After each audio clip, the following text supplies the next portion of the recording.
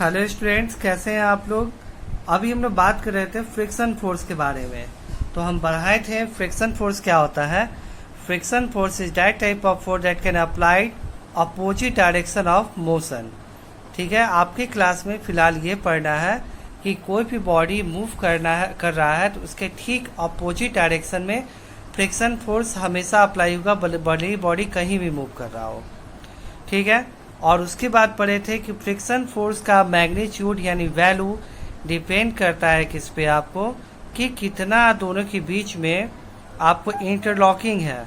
अगर दो सरफेस के बीच में इंटरलॉकिंग बहुत ज़्यादा होगा तो आपको वहाँ पे फ्रिक्शन फोर्स बहुत ज़्यादा होगा। अगर इंटरलॉकिंग कम होगा तो फ्रिक्शन फोर्स भी वहाँ पे कम होगा। ठीक है, अब यहाँ तक पढ़ लिए थे एक्टिविटी 12.1 और 12.2 हम लोग पढ़ चुके थे। आज की क्लास में हम लोग पढ़ेंगे एक्टिविटी 12.3 से स्टार्ट करेंगे। पहले हम लोग स्प्रिंग बैलेंस देख लेते हैं क्या होता है। देखिए, ये जो फिगर है ये स्प्रिंग बैलेंस का फिगर है।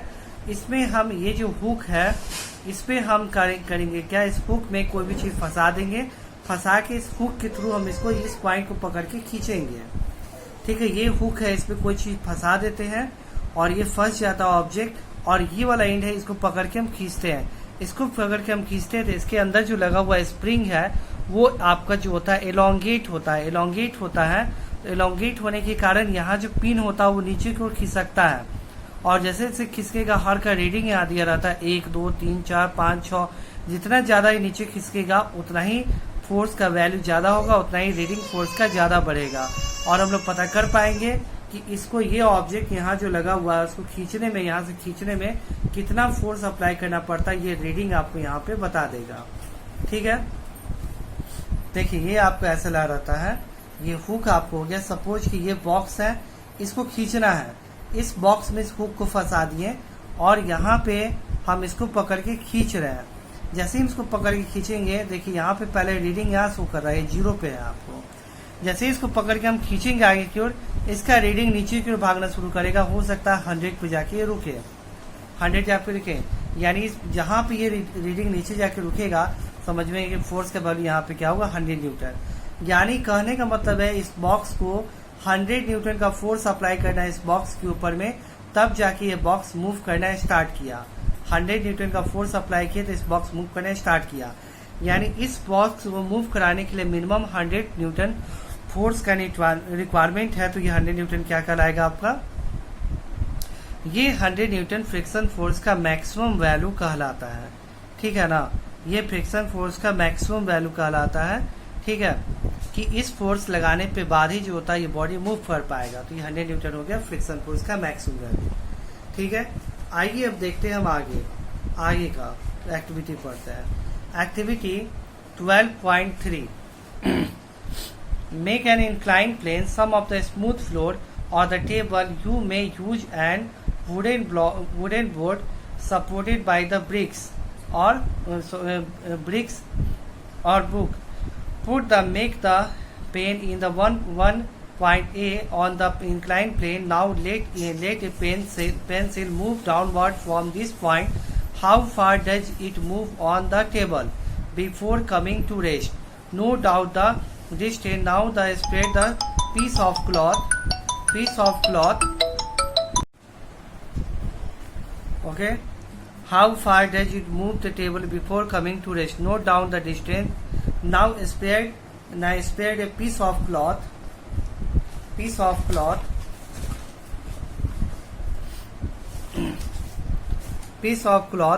over the table. Make sure that no vehicle in the cloth. Try to activity again. ठीक है, activity repeat the activity. Spread the thin layer of sand over the table and maintain the same slope through it activity. In this case, the distance covered minimum. Why the distance covered in the pencil cell different even time? Try to region why distance why discuss the result. देखिए क्या हो रहा है इस activity में। Suppose देखिए ये मेरा आपका बॉक्स हो गया। ठीक है, ये ऐसे इसको इंक्लाइन, देखिए हम इसको खड़ा किए हुए हैं और इस पेन को रख के यहाँ डाले हम, यहाँ देखिए पेन को रख के इसको गुरका रहे हैं। इसको ऐसे गुरकाए हम तो हम देखेंगे कि ये पेन जो होता है कितना डिस्टेंस ट्रैवल किया। ठीक है, ऐसे रख के इसको गुड़काएं तो कितना डिस्टेंस ट्रैवल किया। अब उसके बाद हम क्या करेंगे, सरफेस के ऊपर में कपड़े को डाल देंगे, कपड़े को डाल के फिर से पेन को रखेंगे और इसको ऐसे रोल कराएंगे, और उसके बाद फिर क्या करेंगे, सैंड को रखेंगे और तब ऐसे रोल कराएंगे। तो क्या होगा, तो तीनों ही केस में डिफरेंट होगा। आप घर पे एक्सपेरिमेंट कर सकते हैं। इसको क्या करना है कि थोड़ा सा उठा देना है, एक तरफ से उठा देना है, एक तरफ से देखिए नीचे ही जमीन पे, एक तरफ से हम इसको उठाए हुए हैं ऐसे, और तब ये एक्सपेरिमेंट ऐसे करना है, यहाँ डाल करके आपको देखना है। तो आपको पहले में क्या कर लेना है, पहले में आपको लेना है क्या, सैंड। ये पहले में आपको सिंपल देखिए, ये आपका इंक्लाइन प्लेन है ऐसे, ये आपका ऐसे, इसको इंक्लाइन प्लेन कहा जाता है। इसके ऊपर से पेंसिल को रोल कराएं और यहाँ पे जो होता है आपको सिंपल बेंच रखा हुआ है, तो यहाँ से रोल करता हुआ आएगा, यहाँ से रोल करता हुआ आएगा, यहाँ रुकेगा। ठीक है, अब इसी पे हम क्या करेंगे, इसी इंक्लाइन प्लेन पे हम यहाँ पे क्या करेंगे, बिछा देंगे आपको, ये यहाँ पे ये है। अब इसी पे हम क्या करेंगे, यहाँ पे कपड़े बिछा देंगे, कपड़ा यहाँ बिछा देंगे, तब इसको करेंगे। इस बार ये गिरने पे बाद कम डिस्टेंस ट्रैवल करेगा, इसके कंपेयर में कम। क्या क्लॉथ है, क्लॉथ है। अब उसके बाद थर्ड में हम क्या करेंगे, सेम एक्सपेरिमेंट करेंगे, लेकिन इस बार हम क्या करेंगे, यहाँ पे सैंड बालू बिछा देंगे, तब यहाँ गिरेगा, यहीं पे स्टॉप होगा, इसके पहले ये स्टॉप हो जाए। सपोज यहाँ गिरने के बाद ये 10 मीटर कवर किया, ये यहाँ गिरने के बाद 5 मीटर नहीं 8 मीटर, इससे थोड़ा ही से कम होगा 8 मीटर, और ये करने पे 2 ही मीटर पे जाके रुक गया। तो आखिर सब आप अलग अलग, यहाँ पे था आपको सिंपल बेस था, यहाँ पे आपको था क्लॉथ, और यहाँ पे सैंड था। तो तीनों में अलग अलग डिस्टेंस, सेम हाइट से तीनों को गिरा रहे हैं हम, तो तीनों अलग अलग डिस्टेंस क्यों ट्रैवल किया। सिंपली बात है, यहाँ पे ये बेंच है, तो बेंच में इंटरलॉकिंग जो होता है, बेंच रफ जो होता है, रफनेस बहुत कम होता है, और रफनेस बहुत कम होगा तो बॉल, ये जो पेन है और इस सरफेस के बीच पे इंटरलॉकिंग कम होगा, इंटरलॉकिंग कम होगा तो फ्रिक्शन फोर्स कम होगा, और फ्रिक्शन फोर्स कम होगा तो सिंपली बात है ये ज़्यादा डिस्टेंस तक ट्रैवल कर पाएगा। अब आते क्लॉथ में, क्लॉथ में बेंच के कंपेयर में इंटरलॉकिंग ज़्यादा होगा, क्योंकि रफ ज़्यादा होगा, तो इंटरलॉकिंग ज़्यादा होगा तो फ्रिक्शन फोर्स ज़्यादा होगा, और फ्रिक्शन फोर्स ज़्यादा होगा तो यहाँ पे इसके पीछे बैक साइड में फोर्स ज़्यादा लगेगा, तो ज़्यादा दूर मूव नहीं कर पाएगा, इसके कंपेयर कम डिस्टेंस मूव करेगा। वही बात करते हैं सैंड। सैंड जो होता है बहुत ज़्यादा रफ होता है, तो अगर उसके ऊपर हम डालेंगे तो क्या होगा, ये यहाँ पे जा करके आपको तुरंत रुक जाएगा, क्योंकि यहाँ पे इंटरलॉकिंग इसके बीच में बहुत ज़्यादा हो जाएगा, और इंटरलॉकिंग होने के कारण ये आपको यहाँ पे रुक जाएगा, फ्रिक्शन फोर्स ज़्यादा जनरेट करेगा। ठीक है, तो ये रीजन है, इस कारण जो होता है ये रुक जाता है। यानी कहने का मतलब है क्या कि फ्रिक्शन फोर्स इस एक्टिविटी में यही समझ में आया कि फ्रिक्शन फोर्स जितना ज़्यादा होगा बॉडी उतना ही कम डिस्टेंस मूव करेगा, और फ्रिक्शन फोर्स जितना कम होगा बॉडी उतना ही ज़्यादा डिस्टेंस मूव कर पाएगा। ठीक है, अब आइए आपकी बुक में क्या लिखा है उसको देखते हैं। Does the distance covered depends upon nature of the surface of which sail move?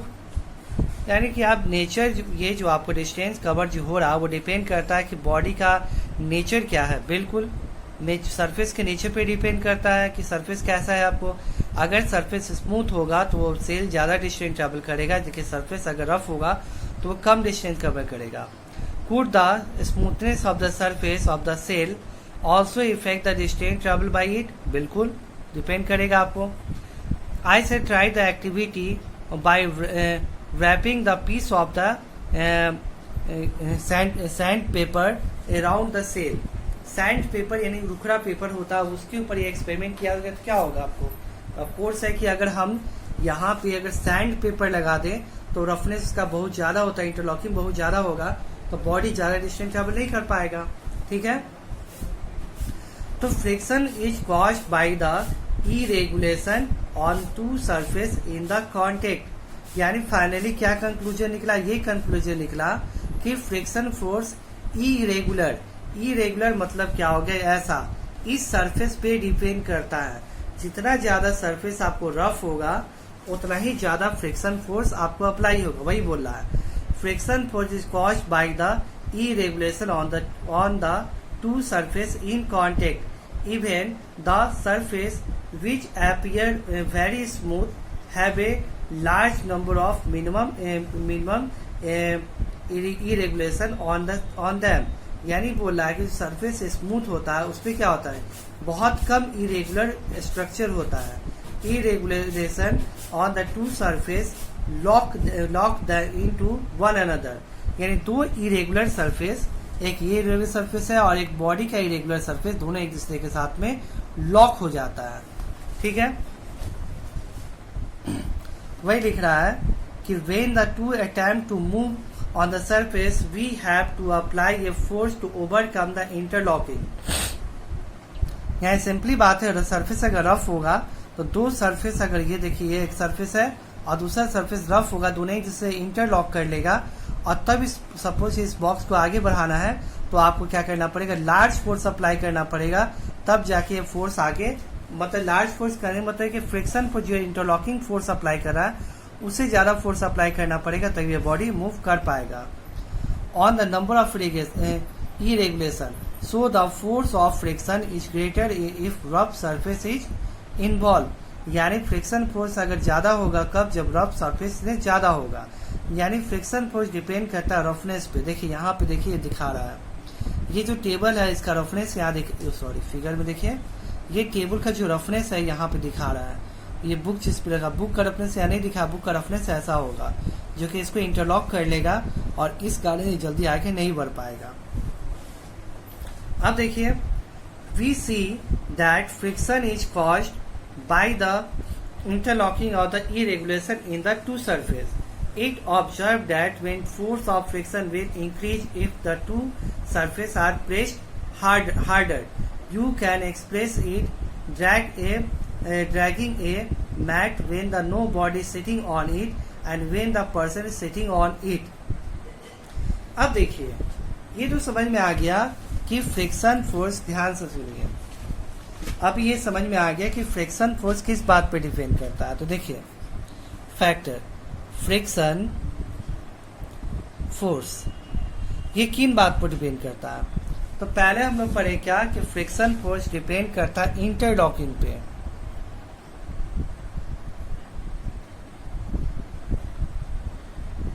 इसमें आप लोगों को लगता है कोई डाउट नहीं होगा, फ्रिक्शन फोर्स डिपेंड करता है इंटरलॉकिंग पे। सेकेंड जो फैक्टर है उसमें फ्रिक्शन फोर्स डिपेंड करता है वो क्या है आपका, वेट ऑफ द बॉडी। ठीक है, सेकेंड जो फैक्टर है फ्रिक्शन फोर्स डिपेंड करता है वो वेट ऑफ द बॉडी है। देखिए, सपोज ये मैट्रेसेज है, चटाई है आपका, घर में गर्मी के मौसम में छत पे आप बिछाते हैं, इसके ऊपर लेटते हैं। सपोज इस मैट्रेस पे कोई भी नहीं बैठा हुआ तो आप इसको हम बोले कि इसको आप उठा के यहाँ से यहाँ ले आइए, आप आराम से मैट्रेस को घसीटते हुए यहाँ से आप यहाँ ले आइएगा, बहुत कम फोर्स आपको लगाना पड़ेगा यहाँ से यहाँ लाने में। अब हम क्या करेंगे, इस मैट्रेसेज में हम किसी को लेटा देंगे, ऐसे इस आदमी को लेटा दिए यहाँ पे। अब बोले कि इसको यहाँ उठा के आप यहाँ लेके आइए, आदमी लेटा ही हुआ है, इसको आप नहीं उठाएं और बोले कि आप इसको उठा के यहाँ से यहाँ ले आइए। तो अब बताइए कि इसको यहाँ से यहाँ लाना आसान है कि इसको यहाँ से यहाँ लाना आसान है। तो आप बोले सर जब मैट्रेस पे कोई आदमी नहीं बैठा होगा तो उसको यहाँ से यहाँ लाना ज़्यादा आसान है, जबकि आदमी लेटा होगा तो वो यहाँ से यहाँ लाना टफ है। क्यों टफ है, यहाँ क्यों आसान है, यहाँ क्यों टफ है? सिंपली बात है, यहाँ पे भी देखिए ये मैट्रेसेज और ये जो सरफेस इस पे मैट्रेसेज आपको रखा हुआ है, दूसरे बीच में दोनों के बीच में क्या होगा, इंटरलॉकिंग हुआ, ये ऐसे है और यहाँ पे ऐसे, दोनों के बीच में इंटरलॉकिंग होगा। तो यहाँ पे इंटरलॉकिंग है लेकिन आप फोर्स अप्लाई करते हैं और यहाँ से यहाँ चला जाता है, यानी इंटरलॉकिंग से ज़्यादा फोर्स अप्लाई करते हैं तो यहाँ से यहाँ चला जाता है। सेम मैट्रेसेज यहाँ पे भी है और सेम सरफेस यहाँ पे भी है, सरफेस ना चेंज हुआ, मैट्रेसेज चेंज हुआ, यानी जैसा इंटरलॉकिंग यहाँ पे था सेम इंटरलॉकिंग यहाँ पे भी होगा, है ना। लेकिन फिर भी आपको यहाँ से यहाँ ले जाने में तकलीफ क्यों हो रहा है, क्योंकि इंटरलॉकिंग जितना यहाँ पे होता है इंटरलॉकिंग तो यहाँ पे भी है, तो आप यहाँ से आसानी से ले गए जबकि यहाँ से नहीं ले जा पा रहे हैं। तो इस किस पे डिपेंड कर रहा है, यहाँ पे देखिए इसके ऊपर कोई भी वेट नहीं रखा हुआ है, कोई सामान इसके ऊपर नहीं रखा हुआ है, यानी वेट नहीं रहेगा तो इंटरलॉकिंग एक दूसरे को उतना जोर से दबाएगा, प्रेस नहीं करेगा, और उतना दूर से प्रेस नहीं करेगा तो ये आसानी से आगे बढ़ सकता है। लेकिन इसके ऊपर में हम जितना ज़्यादा लोड देंगे उतना ज़्यादा ये दोनों सरफेस एक दूसरे को पकड़ेगा, कस के पकड़ेगा, और इस कारण जो होता है दोनों के बीच में इंटरलॉकिंग जो होता है बढ़ जाएगा। इंटरलॉकिंग नहीं बढ़ेगा बल्कि प्रेस करेगा, दोनों एक दूसरे को सरफेस को बहुत मजबूती से पकड़ लेगा, और इस कारण आपको ये जो होता है आपको फ्रिक्शन फोर्स का वैल्यू यहाँ पे इंक्रीज कर जाएगा। तो आपको समझ में आ गया होगा कि देखिए यहाँ दोनों में सेम सरफेस है, यहाँ पे भी सेम है, यहाँ पे भी सेम है। देखिए यहाँ फ्रिक्शन फोर्स कम है, यहाँ फ्रिक्शन फोर्स ज़्यादा है, क्योंकि यहाँ पे वेट कम है जबकि यहाँ वेट ज़्यादा है। तो कहने का मतलब फ्रिक्शन फोर्स दो फैक्टर पे डिपेंड करता है, पहला आपको interlocking, second weight of the body. इस दो फैक्टर पे आपका इंटरलॉकिंग डिपेंड करता है, ठीक है। तो देखिए यहाँ पे आगे हम लोग पढ़ते हैं, आगे बुक में आपके क्या दे रहा है, सो देखिए। Next, recall your experience when last time you moved the heavy box from one place to another place. If you have no such experience, get the experience now.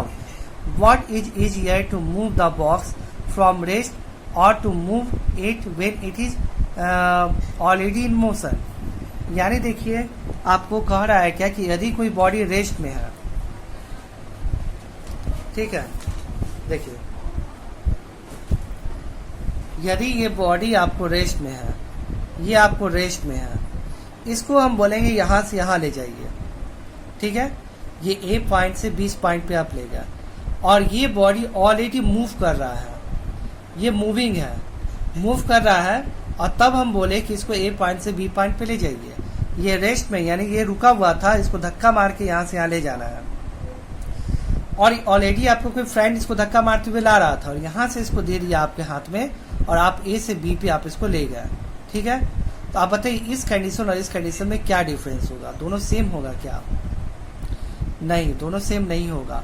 यहाँ पे आपको ज़्यादा मेहनत करना पड़ेगा, जबकि यहाँ पे आपको कम मेहनत करना पड़ेगा। क्यों भाई? आप तो सेम बॉक्स को धकेल रहे हैं, सेम बॉक्स है, दोनों में कोई डिफरेंस है, सेम सरफेस है और सेम बॉक्स है। ये सरफेस और ये सरफेस सेम है, ये बॉक्स और ये बॉक्स दोनों सेम है।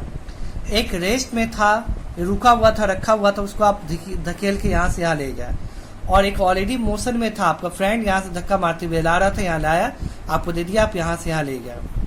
तो ज़्यादा थकावट आपको कहाँ होगा, यहाँ की यहाँ? आपको यहाँ ज़्यादा प्रॉब्लम होगा ले जाने में। क्यों? देखिए कोई बॉडी अगर रेस्ट में होता है, ध्यान समझिए, यदि कोई बॉडी रेस्ट में होता है तो उसके अब इंटरलॉकिंग जो होता है बहुत ज़्यादा होता है, ठीक है ना। उसको मोशन में लाने में ज़्यादा आपको जो होता है फोर्स अप्लाई करना पड़ता है। हाँ, एक बार बॉडी मोशन में आ गया तो उसका इंटरलॉकिंग कम हो जाता है, और उसके बाद वो आपको उसको मूव कराना ईजी हो जाता है, ठीक है। यानी कहने का मतलब है क्या, यदि कोई बॉडी रेस्ट में है तो उसको अगर आप मोशन में लाना चाहते हैं तो आपको ज़्यादा वर्क करना पड़ेगा, ज़्यादा मेहनत करना पड़ेगा। लेकिन कोई बॉडी ऑलरेडी मोशन में है तो उसको अगर आप चाहते हैं रेस्ट में लाना और उसको आप एक जगह से दूसरी जगह ले जाना तो ज़्यादा आसान होता है, क्योंकि वहाँ पे इंटरलॉकिंग कम होता है, ठीक है।